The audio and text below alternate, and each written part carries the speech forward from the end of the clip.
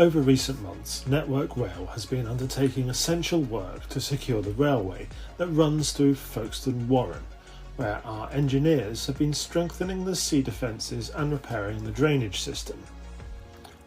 This work is expected to be completed by July, and during this period, passenger services will continue to run and remain unaffected. However, the western beach and the footpath along the beach will be closed so that the work can be carried out safely.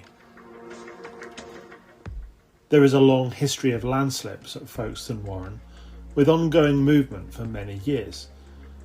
2 years ago, very wet weather conditions saw the ground saturated, creating movement and a dip in the railway line, which resulted in us having to impose a temporary 20-mile-an-hour speed limit to ensure safety while we made repairs.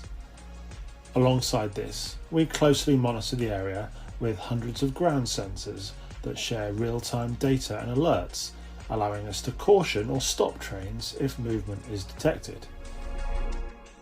18,000 tonnes of rock armour will be installed at the toe of the Warren and will protect against erosion from the sea and stabilise the line, protecting both the track and the Warren itself. At the same time, 15 metal sheet piles will be installed behind the sea wall to provide a barrier and stop seawater going underneath the abutments, part of the structure that supports the railway. And during that time, train services will continue to run through Folkestone Warren, but we'll have to shut the west beach and the footpath that runs alongside it, just for the safety of everyone in the area. We know how important this railway line is to people in this part of Kent, which is why we're committed to doing these works so that we can keep the railway running safely and reliably into the future. I want to thank people for their patience while we do the work, and we'll promise to keep you updated throughout the progress of the works.